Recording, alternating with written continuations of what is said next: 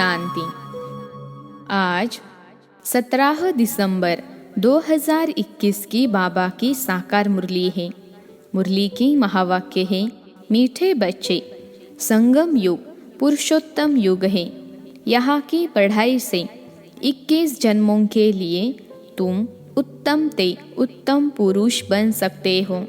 प्रश्न है, आंतरिक खुशी में रहने के लिए कौन सा निश्चय पक्का होना चाहिए? उत्तर है, पहला निश्चय चाहिए कि हम विश्व के मालिक थे, बहुत धनवान थे। हमने ही पूरे 84 जन्म लिए हैं। अब बाबा हमको फिर से विश्व की बादशाही देने आए हैं।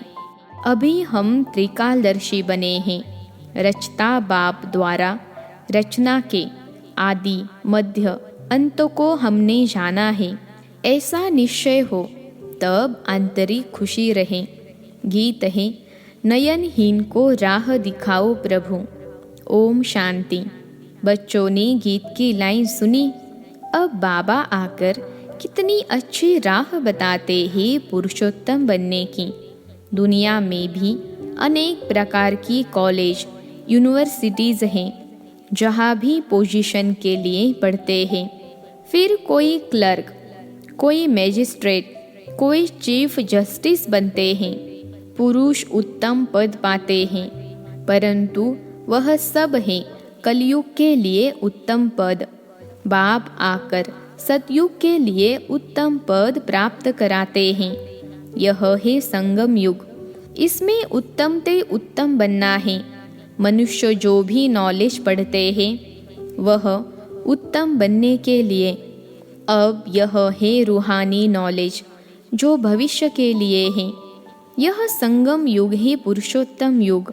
चित्रों में जहाँ भी संगम युग है वहाँ पुरुषोत्तम जरूर लिखना चाहिए। हर एक चीज़ उत्तम बनाई जाती है।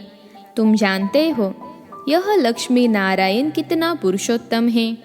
उन्होंने जेवर, वस्त्र आदि कितने शोभनीक होते हैं। तो ऐसे चित्र बनाने चाहिए। बाबा तो डायरेक्शन ही देंगे। बच्चे तो शहरों में घूमते फिरते हैं। उन्होंने ही ध्यान में आना चाहिए कि कैसे कैसे शोभनीक आकर्षण वाले चित्र बनाए जिससे भपका अच्छा हो। बुद्धि में सारा दिन यह याद रहना चाहिए कि हम उत्तम ते उत्तम पुरुष बन रहे हैं। कौन बनाते हैं? सबसे उत्तम बाप। तो ऊंच ते ऊंच श्रीमत है एक बाप की। वह बाप ही बताते हैं। श्री का अर्थ है श्रेष्ठ। श्री का टाइटल सिर्फ देवताओं को ही दिया जाता है। उन्होंने आत्मा और शरीर दोनों पवित्र हैं। उन्होंने जन्म भी पवित्रता से ही होता है।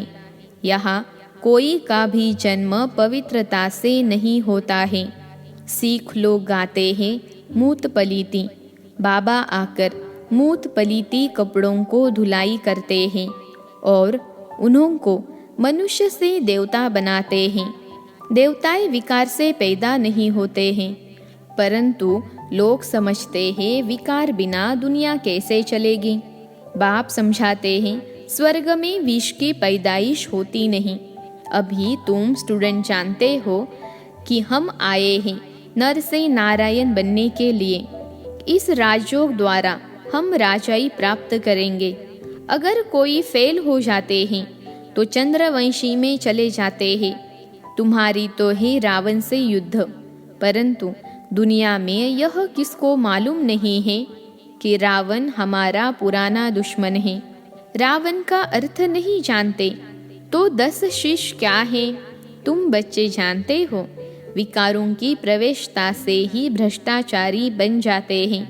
सतयुग में सब श्रेष्ठाचारी हैं। बाप कहते हैं इस समय सब तमो प्रधान बुद्धि है, बिल्कुल अंधियारे में है। यह भी गाया हुआ है कि कुंभकर्ण की नींद में सोए हुए हैं। जब आग लगेगी तब जागेंगे। देखो तुम कितना जगाते हो, फिर सो जाते हैं। मेले में तुम इतनी मेहनत करते हो, निकलते कितने हैं? कोटों में कोई, आगे चलकर बहुत वृद्धि होगी, तब मनुष्यों की बुद्धि खुलेगी। औरों के धर्म तो बहुत समय से पुराने हो गए हैं, तो उन्हों की वृद्धि होती है। तुम्हारा यह छोटा सा पुराना झाड़ है। वे लोग तो मांस मदिरा सब कुछ खाते हैं, विकारों में भी जाते हैं। कहा जाता है, संग तारे कुसंग बोरे।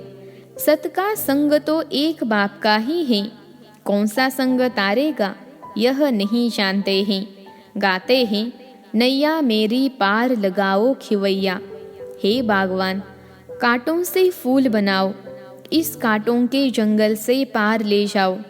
अब फूल तो यहाँ बनना है, दैवी गुण धारण करने हैं, पुरुषोत्तम बनना है, खान पान भी शुद्ध होना चाहिए। जो चीज़ें देवताओं को स्वीकार नहीं कराई जाती हैं, तमोगुणी हैं, वह नहीं खानी चाहिए। सब्जियों में भी सतो रजो तमो है। आजकल तो मनुष्य गरीब है ना, ज्ञान भी गरीबों को लेना है।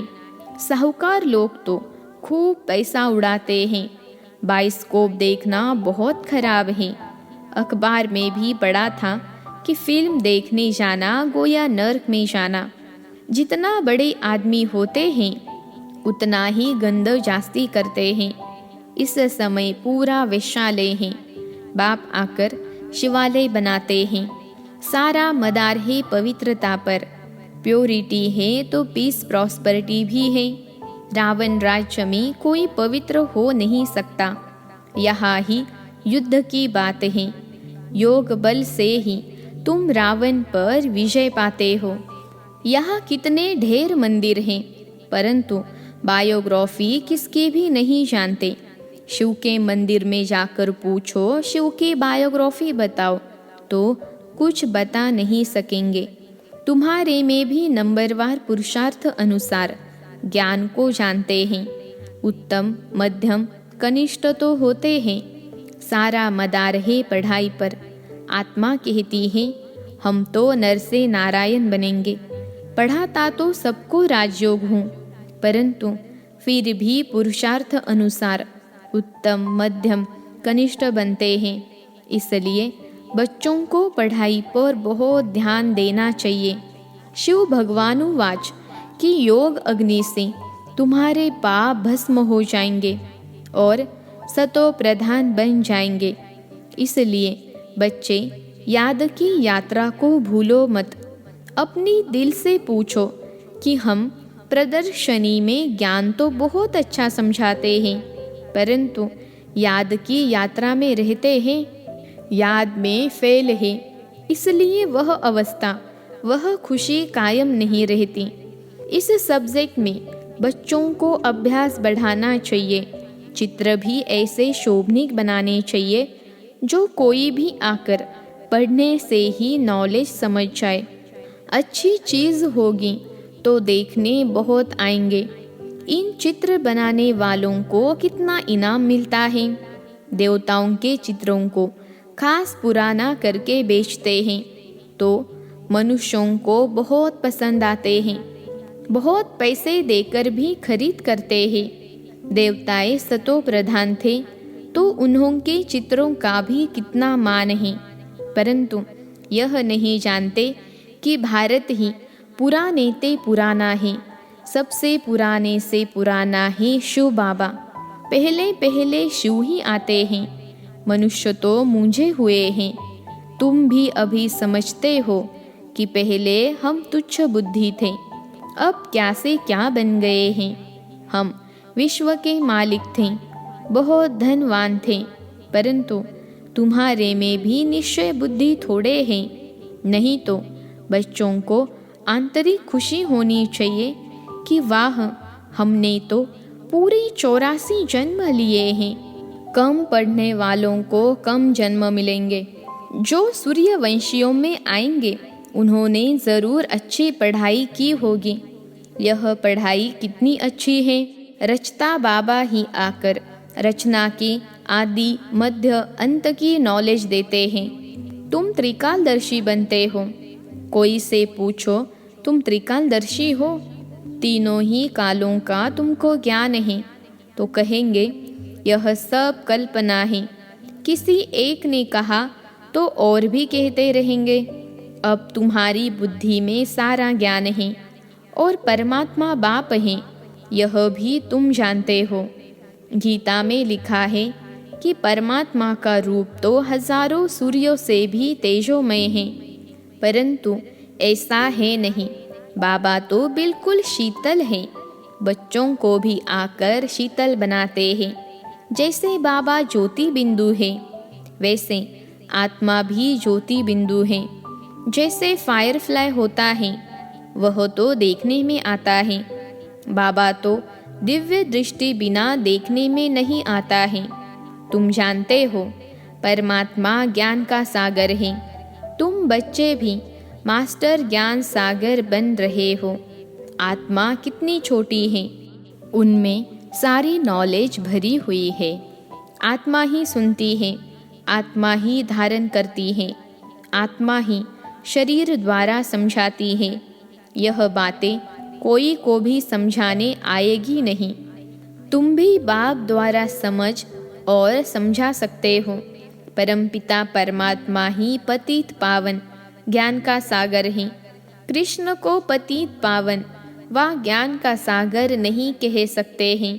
बुलाते भी एक को हैं कि हे पतित पावन आओ, न कि कृष्ण व राम को कहते हैं। सीता का राम कोई पतित पावन था क्या? तुम सब भक्तिया हो, भगवान एक है। तुम सब ब्राइड्स हो, मैं तुम्हारा ब्राइड ग्रूम हूँ। मैं आता हूँ तुम्हारा श्रृंगार कराने। सभी आत्माओं को मैं आकर भक्ति का फल भी देता हूँ। यह पढ़ाई कितनी बड़ी है, नर से नारायण बनाती है। इतना नशा होना चाहिए। बाप आए ही हैं अविनाशी ज्ञान रत्नों का दान देने। यह है अच्छे ते अच्छा दान। शिव के आगे जाकर कहते हैं झोली भर दो। तुम्हारी बुद्धि में अभी सारा ज्ञान है कि हम ही अब संगम पर हैं। हमको शिव बाबा विष्णुपुरी का मालिक बनाते हैं। अब हम ब्राह्मण हैं, फिर हम देवता बनेंगे, फिर क्षत्रिय वैश्य शूद्र बनेंगे। यह है हम सो हम का राज। मनुष्य कहते हैं आत्मा सो परमात्मा। बाप समझाते हैं हम सो पूज्य, हम सो पुजारी कैसे बनते हैं। सतो प्रधान, सतो रजो तमो में कैसे आते हैं। इस राज को तुम ही जानते हो। यह धारणा करने की बातें हैं। इस पढ़ाई से कितनी बेहद की राजधानी स्थापन हो रही है। तुम पढ़ रहे हो भविष्य 21 जन्मों के लिए नंबरवार पुरुषार्थ अनुसार। कोई राजा, कोई रानी, कोई प्रजा जाकर बनेंगे। वहाँ सबको सुख ही सुख है। यहाँ तो कर्मों अनुसार दुख मिलता है। यह है ही दुख धाम, वह है सुख धाम। अब बाबा कहते हैं बच्चे, ऐसा कोई बुरा काम मत करो जिसकी सजा खानी पड़े। अगर फिर भी ऐसे कर्म करते हैं तो पद भी ऐसा मिलेगा। अगर अच्छी तरह पढ़ेंगे तो कल्प कल्पांतर की प्रारब्ध बन जाएगी। अभी यह ज्ञान ही फिर प्रायलोप हो जाएगा। अभी तुम पुरुषार्थ नहीं करेंगे तो बहुत पछताएंगे। बाप कहते हैं देवी गुण धारण करो, नहीं तो कर्म विकर्म हो जाएंगे। यहाँ सब मनुष्यों के कर्म विकर्म बनते हैं। यह तुम्हारे सिवाय कोई जानते ही नहीं। गीता का भगवान कब आया यह कोई बता न सके। कहते हैं द्वापर में आया। वेद शास्त्र बने ही द्वापर में हैं और द्वापर में ही आसुरी संप्रदाय हो गए। बच्चे कहते बाबा हमको इस पाप की दुनिया से ले चलो। गोया मौत मांगते हो, इसलिए उनको कालों का काल कहा जाता है। उन लोगों ने सिर्फ नाम रख दिया है अकाल तख्त, परंतु अर्थ कुछ नहीं समझते। जो बहुत ऊंच बनते हैं वही आकर नीचे भी गिरते हैं। तुम बच्चों को अब यह ज्ञान सारा समझ में आया है। यह बहुत वंडरफुल ज्ञान है। रचना के आदि मध्य अंत का ज्ञान कोई दे न सके। नहीं तो निराकार को नॉलेजफुल कहने से फ़ायदा ही क्या, जब तक वह आकर ज्ञान न देवे। सब आत्माएं निराकारी दुनिया से यहाँ आकर पार्ट बजाती हैं। अब भगवान को बुलाते हैं। उनको अपना शरीर तो है नहीं, बाकी सब आत्माओं को अपना अपना शरीर है। तो भगवान एक ही निराकार हुआ ना। बाप कहते हैं, मेरा नाम है शिव। मैं इनके शरीर में, इनकी भ्रकुटी में आकर बैठता हूँ। जैसे आत्मा ऑर्गन्स द्वारा बात करती है, वैसे बाबा भी इनके ऑर्गन्स द्वारा समझाते हैं। गाया भी हुआ है, भ्रकुटी के बीच चमकता है अजब सितारा। अब इन गुह्य राजों को तुम ही जानते हो। अच्छा, मीठे मीठे सिखिलते बच्चों प्रति माता पिता बाप दादा का याद प्यार और गुड मॉर्निंग। रूहानी बाप की रूहानी बच्चों को नमस्ते। हम रूहानी बच्चों की रूहानी माता पिता बाप दादा को याद प्यार, गुड मॉर्निंग और नमस्ते बाबा नमस्ते। धारणा के लिए मुख्य सार। पहली पॉइंट है, अपनी ऊंची प्रारब्ध बनाने के लिए पढ़ाई अच्छी तरह पढ़नी है, कोई भी बुरा काम नहीं करना है। दूसरी पॉइंट है, अपना खान पान बहुत शुद्ध रखना है। देवताओं को जो चीज़ स्वीकार कराते हैं वही खानी है। पुरुषोत्तम बनने का पुरुषार्थ करना है। आज का वरदान है, त्याग तपस्या द्वारा सेवा में सफलता प्राप्त करने वाले सर्व के कल्याणकारी भव। त्याग तपस्या द्वारा सेवा में सफलता प्राप्त करने वाले सर्व के कल्याणकारी भव। विश्लेषण है, जैसे स्थूल अग्नि दूर से ही अपना अनुभव कराती है, ऐसे आपकी तपस्या और त्याग की झलक दूर से ही सर्व को आकर्षित करें। सेवाधारी के साथ साथ त्यागी तपस्वी मूर्त बनो, तब सेवा का प्रत्यक्ष फल दिखाई देगा। त्यागी अर्थात कोई भी पुराने संकल्प व संस्कार दिखाई न दे। तपस्वी अर्थात बुद्धि की स्मृति व दृष्टि से सिवाय आत्मिक स्वरूप के और कुछ भी दिखाई न दे। जो भी संकल्प उठे उसमें हर आत्मा का कल्याण समाया हुआ हो, तब कहेंगे सर्व के कल्याणकारी। आज का स्लोगन है, देह भान से पार जाने के लिए चित्र को न देख, चेतन और चरित्र को देखो।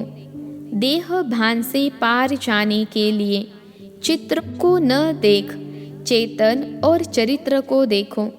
अच्छा, ओम शांति।